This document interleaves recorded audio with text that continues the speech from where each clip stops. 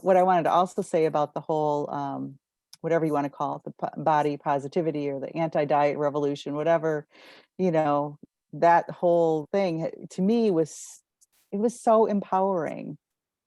So much of it was so empowering. Hmm. And I took, like you said, you take from it what feels good, Yeah. and yeah, move forward from there. Absolutely. Yeah. Take what you want and leave the rest. I mean, Yeah.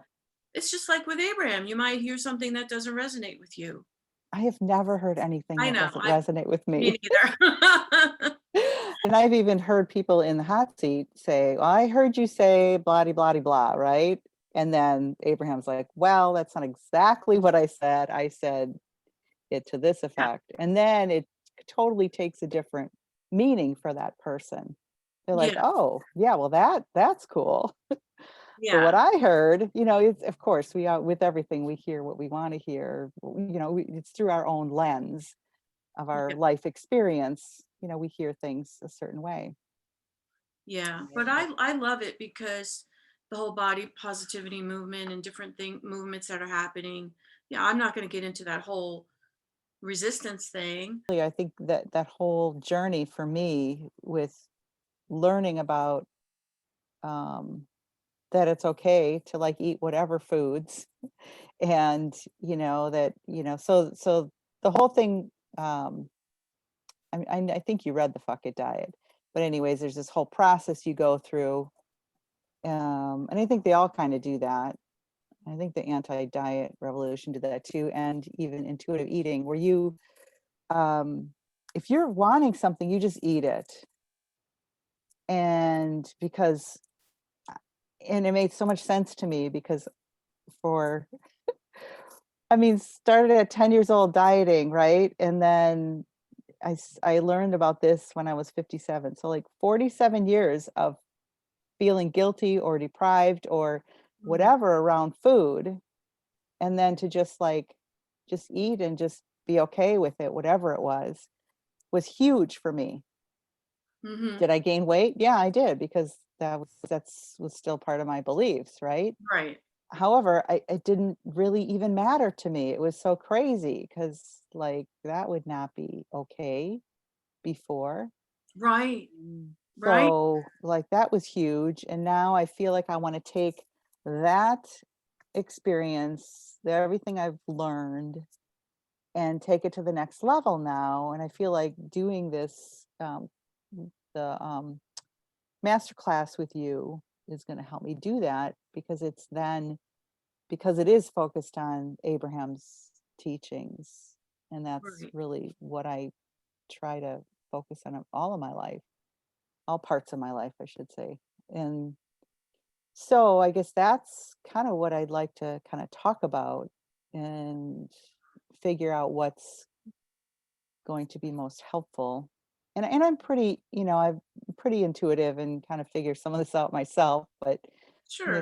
yeah, I think the master class with everybody there, including you, of course, it's going to be very helpful, because Yeah. everybody has, like, it just reading the posts and things, it's like things just keep clicking, just like, oh yeah.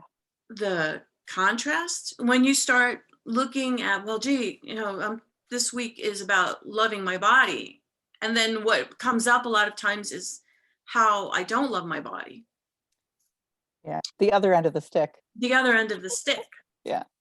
Yeah. And so then that's like kind of like perfect because it sets us up for step 3, which is create a new story, because we're identifying where we don't love our bodies. What are we actually saying to ourselves? Somebody posted today in the group that oh, I, it just doesn't feel right to just think about it and I don't have to take any action. Like I don't, Yes. I shouldn't diet. And I will respond to her later. It's not that you shouldn't diet. We're not anti-diet. It's Right. like you follow your inner guidance. Yeah. Follow Well, your, that was the thing, so that post and a couple other things, I just have to interject because it made me remember what it is that I wanted to talk about today too. Where she said that, it was like, because I've been so ingrained in the whole like, um, going against the diet culture, yeah. that I'm realizing that I'm being resistant even about dieting, but Abraham would say there is no right or wrong. If Exactly. right? So I'm like, wait a minute. Well, it isn't such a bad thing. Like I'm trying to, like, for a while there, I would see people that I know, and they're like so obsessed with not eating carbs, right? And I'd be like, if they only knew that carbs aren't evil. And I'm thinking, so what if they, let them do with their thing, right?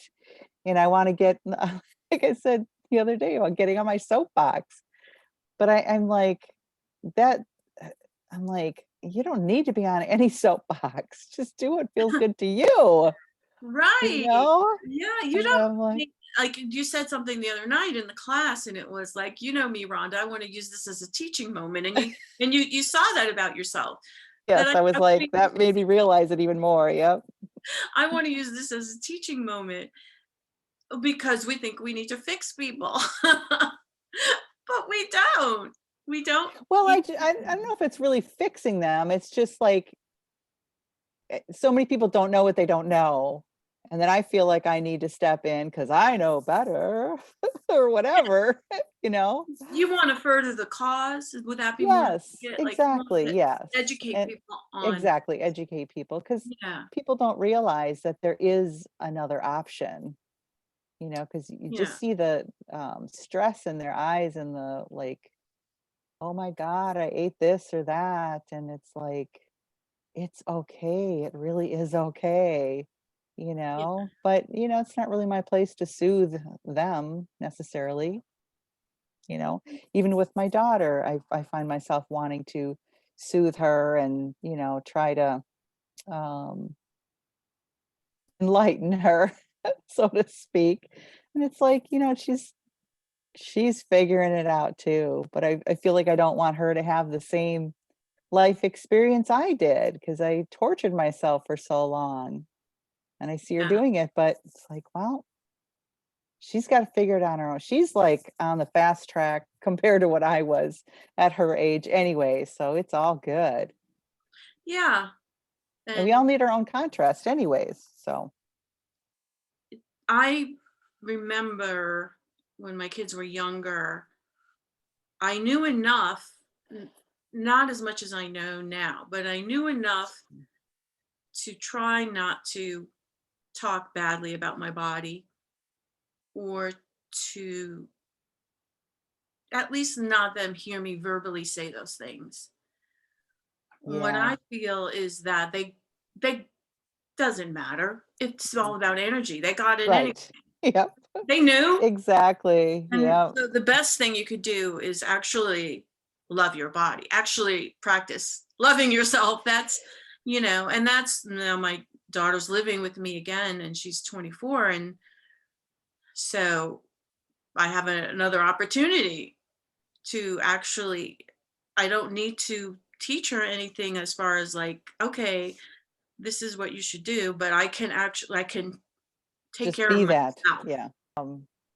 Yeah. It triggered something for me too, as far as part of my story is that so people who have drug addiction or alcoholics, they've got it easy because they don't have to have that to live. I have to have food to live. So for me, being addicted to food is so much worse than their addiction.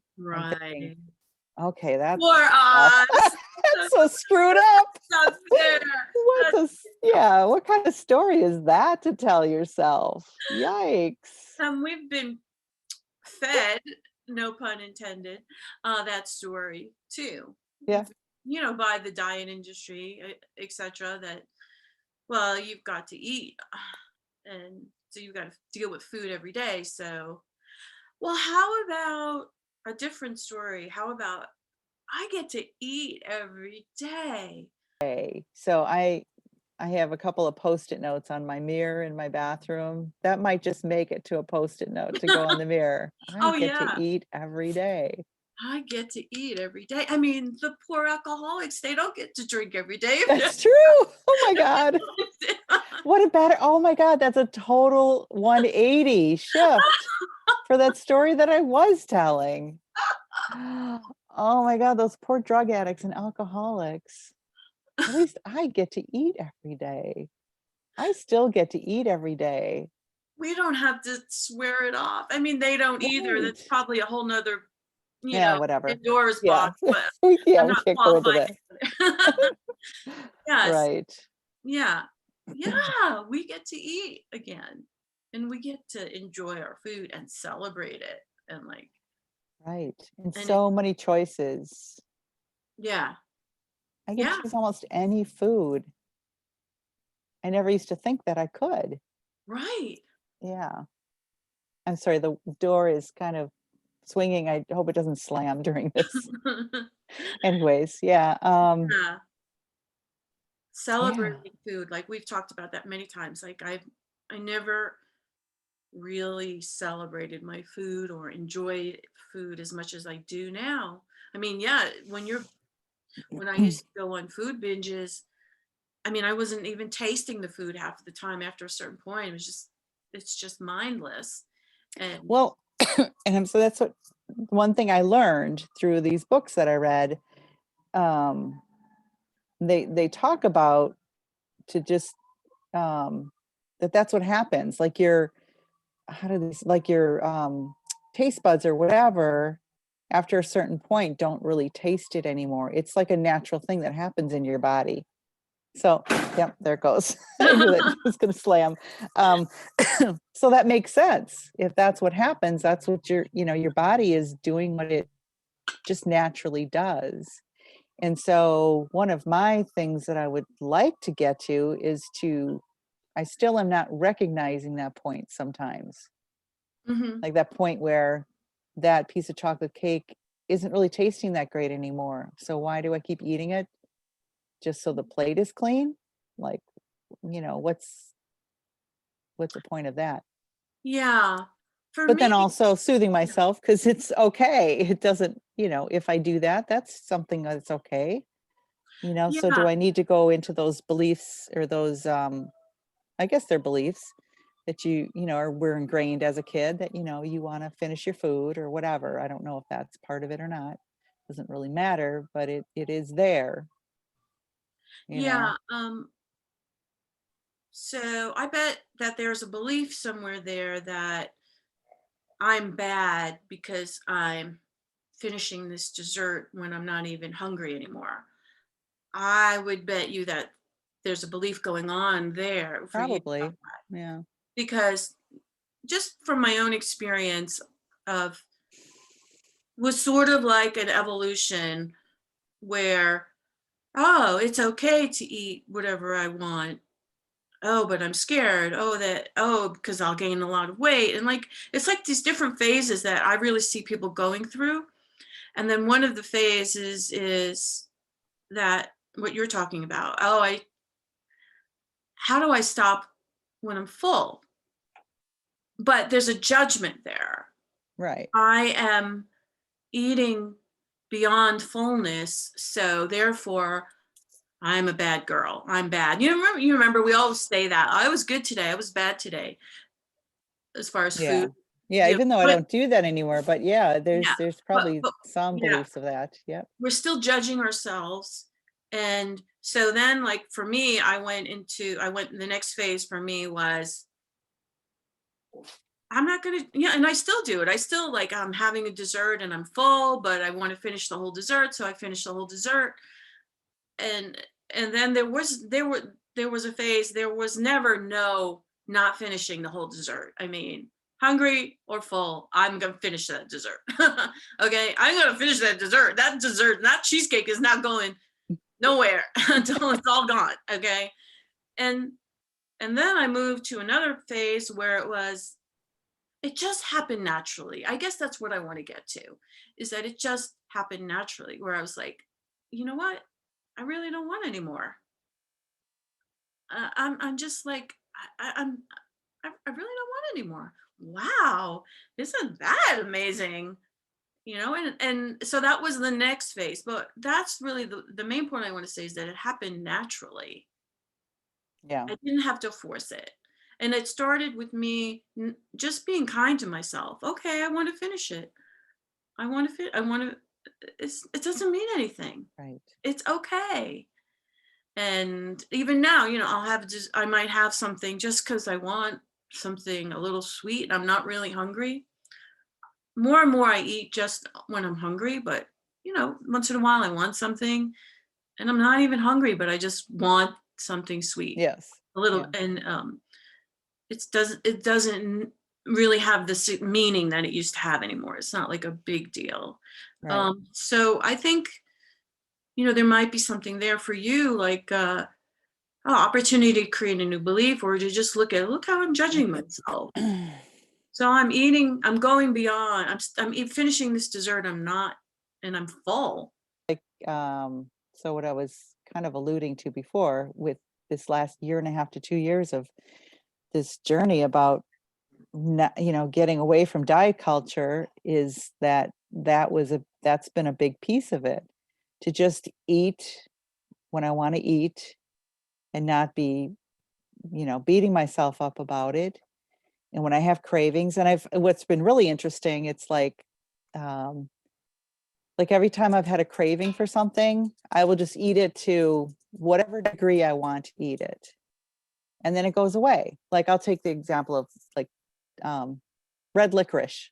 Like I was craving red licorice and I just ate it. And then all of a sudden I was like, I don't really care about it anymore.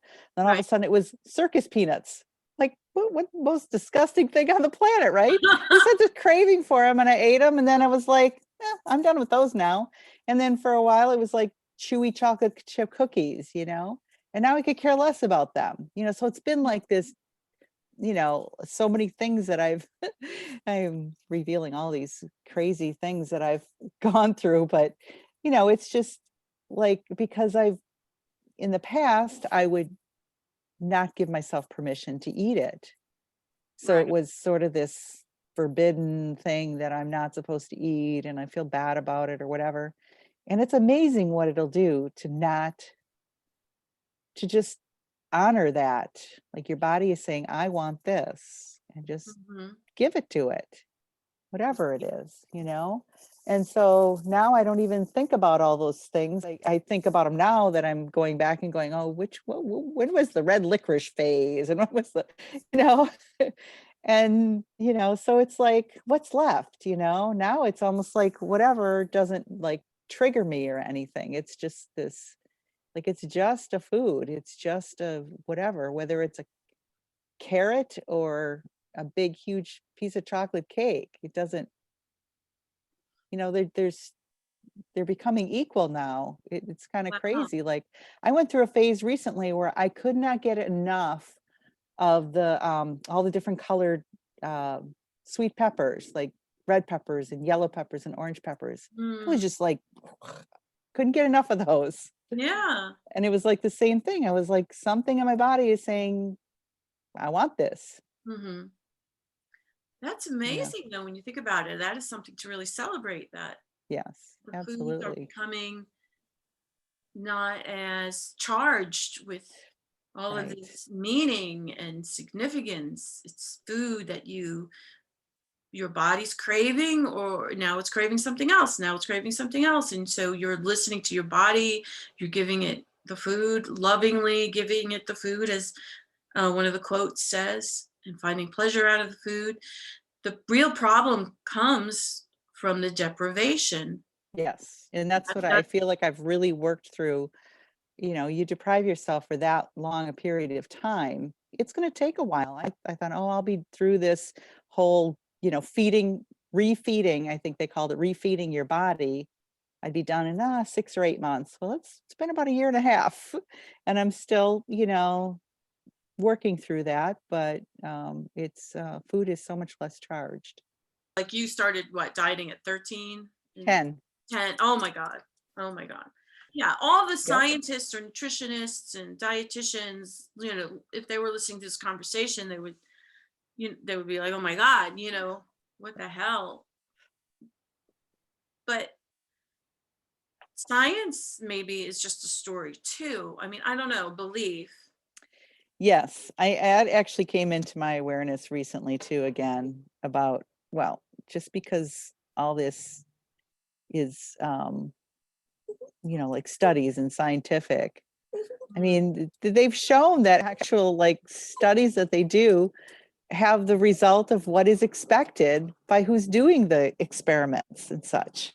Isn't that interesting? Right. So Right, because you get I don't what know. you expect, and if you're looking for evidence for th Yeah. this A, then you will get evidence for A. If you're looking evidence for B, then you'll get, and just like in your own life, Yes. as you go throughout your day, if you have a belief and you're expecting A, then you find evidence. So I know that even though it was good for me to learn about the science behind all of Mhm. the this, again, it's just, I don't know, somebody just did that and expected that and they got it, and I don't know. Yeah, So what you're teaching and what's in your book and what Abraham talks about is just basic truths of life. Like when you talk about telling a new story and loving your body, isn't that what life is all about? Is love? mm, Love. Love your food, love your body, love your life, love your everybody, your neighbor, your the dude that's on the jet ski that keeps going by and making too much noise. It's just yeah, yeah, it is. It's all about love. And and that's so, and the whole journey of of learning to love your body is really about loving yourself. And it's that's what it's really about, and that's what I discovered on this journey of writing the book, that oh my gosh, this isn't about loving my body, this is about loving myself.